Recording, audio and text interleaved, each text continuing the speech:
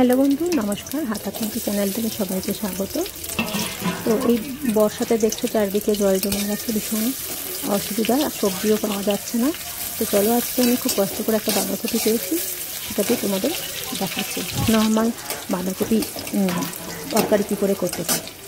কড়াইয়ে তেল দিয়ে যদি কেউ এই সময় কোনো ফোড়ন দিতে চাও, শুকনো লঙ্কা তেজপাতা দিতে পারো। তো পেঁয়াজ কুচিয়ে তার সাথে পেঁয়াজটাকে তুলেতে ভাজবো। ভেজে আর কিছুক্ষণ ভাজা করে আলু তুলে দেবো। আলু তোলা হয়ে গেলে এবার একটু হলুদ দিয়ে আবার নাড়াচাড়া করবো। বেশ কিছুক্ষণ নাড়াচাড়া করার পর আলুগুলো একটু ব্রাউন হয়ে যাবে।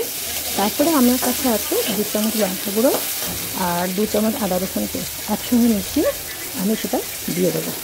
সেটা দিয়ে বেশ কিছুক্ষণ ভালো করে কষতে হবে। এই বাঁধাকপির তরকারিতে একটু ভালো করে মশলা না কষলে খেতে ভালো লাগে না। তো চলো বেশ কিছুক্ষণ আমি একটু কষে নিই।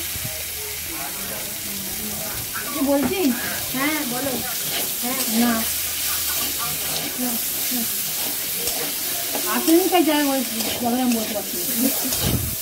কষা হয়ে গেলে এবার আমার আগে থেকে ব্লাঞ্চ করে রাখা বাঁধাকপি কুচানোগুলো আমি তুলে দেবো।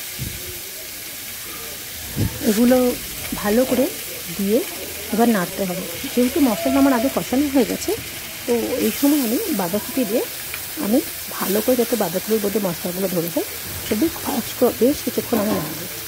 কমসে কম 15 মিনিট ধরে নাড়তে হবে, তাতে তলায় পুরো না লেগে যাবে। ভালো করে একটু নুন দিয়ে নাড়তে থাকো। বেশ নাড়তে দেখছি আলু আর মশলা আর বাঁধাকপি একই রকম কালারে চলে আসবে। যেন সেগুলো আলাদা আলাদা কালার না হয়, তাহলে বুঝতে সব মশলাগুলো সবার মধ্যে সমানভাবে চলে যাবে। ঠিক আছে, ওকে। এইভাবে কষতে যখন পুরো কনসিস্টেন্সিটা দেখতে পাবে, একদম তরকারির পরিমাণটাও কমে গেছে, মজে গেছে, নরম হয়ে গেছে এবং সবার গায়ে মশলাগুলো লেগে গেছে, ঠিক এইরকম অবস্থা আসবে।